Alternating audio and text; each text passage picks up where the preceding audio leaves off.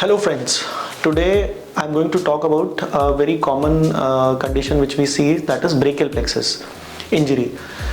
Basically brachial plexus injury हम देखते हैं यंग एडल्ट्स में जो लोग बाइक्स चलाते हैं टू व्हीलर्स पे, हालांकि उन्होंने हेलमेट पहन लिया होता है, हेलमेट से हेड तो बच जाता है लेकिन जब गिरते हैं तो गर्दन के खिंचने की वजह से ब्रेकियल प्लेक्सस इंजरी हो जाती है। तो आज जो मैं मैसेज देना चाहता हूँ थ्रू दिस वीडियो इज़ कि ब्रेकियल प्लेक्सस इंजरी का इलाज पॉसिबल है।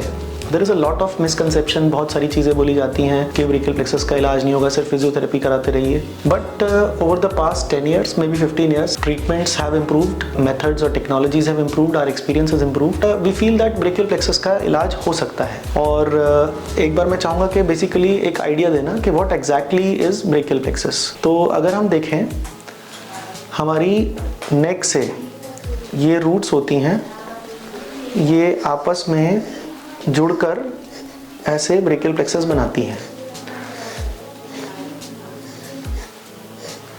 ये आपस में जुड़ के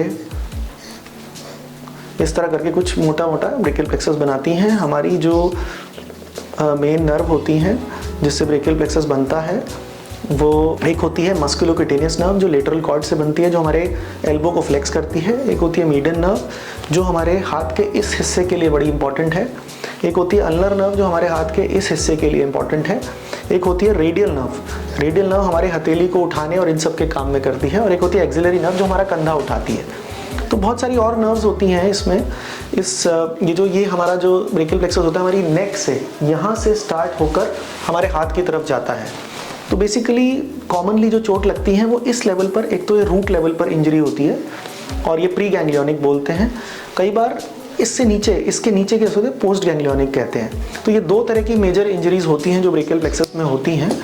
और इन सब इंजरीज का अगर टाइम पर इनको देखा जाए और टाइम पर इसका सही ट्रीटमेंट किया जाए तो ये पॉसिबल है।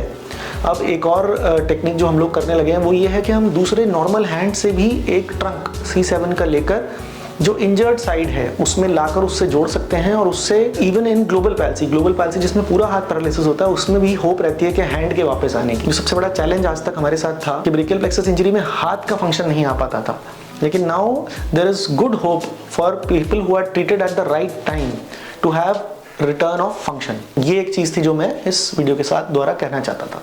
Thank you.